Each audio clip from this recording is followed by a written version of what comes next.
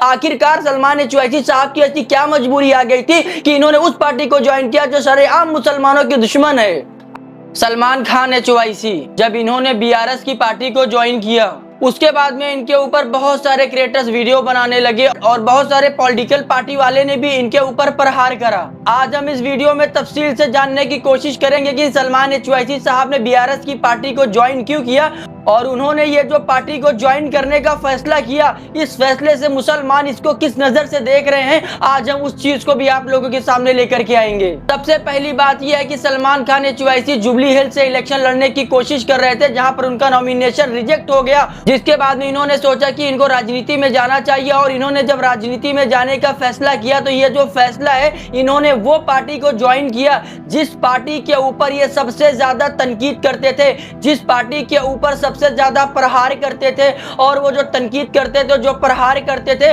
वो मामला क्या था? सबसे पहले वो मामला समझ लीजिए आप लोग। सलमान खान एचवाईसी जब भी कोई भाषण करते थे, जब भी कोई जलसे में जाते थे, जब भी कहीं पर कोई खिताब करते थे, जब भी कहीं अपनी सोशल मीडिया पर वो बात रखने आते थे, तो वो तीन चीजों की बात करते थे।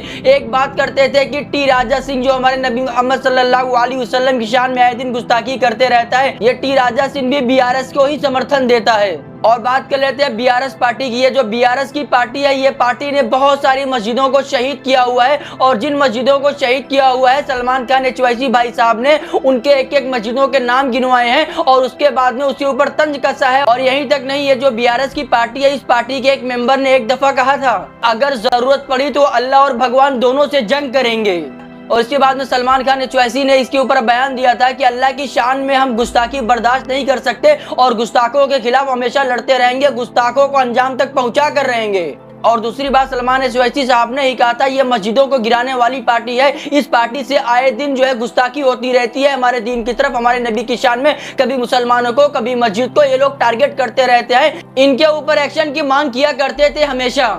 अब आ जाते हैं असल पॉइंट की तरफ। जब सलमान एचवाईसी साहब का जो है इलेक्शन से जो है वो चुनाव लड़ने के लिए तैयारी कर रहे थे, वहां पर जो है उनका नॉमिनेशन रिजेक्ट हो जाता है। उसके बाद में सबसे पहले इन्होंने एक पार्टी ज्वाइन की, वो वही पार्टी है बीआरएस, जिनके ऊपर ये तनकीद करते थे।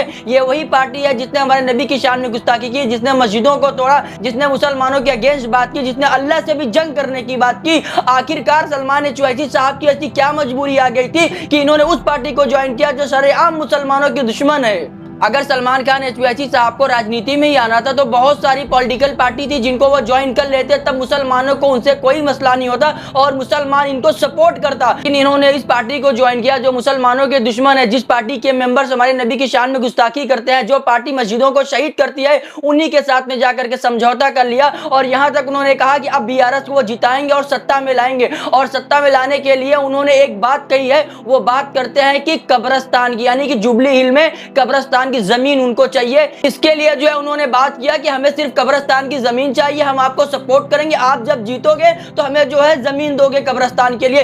सिर्फ एक जमीनी टुकड़े के लिए उन्होंने बीआरएस को ज्वाइन किया। आज ये बात हम करते हैं, क्या जमीन का एक टुकड़ा हमारे लिए अजीज था? अब सवाल ये है कि क्या एक जमीन के टुकड़े के लिए हमारे नबी मोहम्मद सल्लल्लाहु अलैहि वसल्लम की शान में गुस्ताखी करने वालों को हम सपोर्ट करेंगे? क्या एक जमीन के लिए हम हमारी मस्जिदों को शहीद करने वालों को समर्थन देंगे? क्या एक जमीन के लिए जो हमारे अल्लाह से लड़ने की बात करता है हम उसको समर्थन दे देंगे?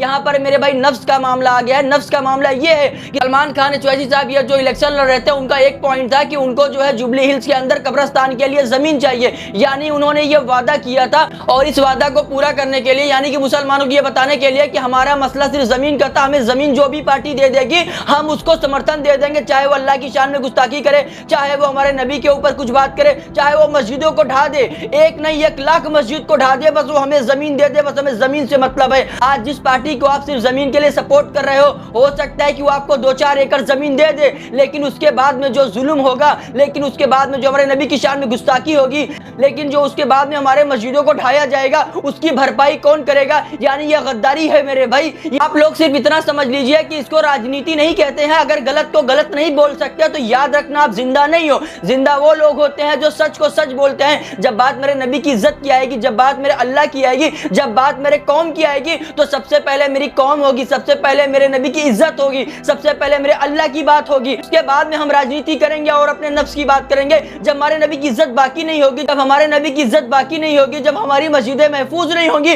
तब हम ऐसे लोगों को सपोर्ट करके क्या हासिल करना चाहते हैं, क्या मैसेज देना चाहते हैं कि हम कौम की भलाई करना चाहते हैं। हो सकता है कि आपको 2-4 एकड़ का जमीन मिल जाओ और आप हीरो बन जाओ, लेकिन उसके बाद में कितनी मस्जिदें शहीद होंगी, उसके बाद में कितनी गुस्ताखी होगी, उसका जिम्मेदार कौन होगा? जो इनको इख्तिदार में लेके आएगा, जो इनको कुर्सी पे बिठाएगा, जो वोट दिलवाएगा, उसका क्या होगा मेरे भाई?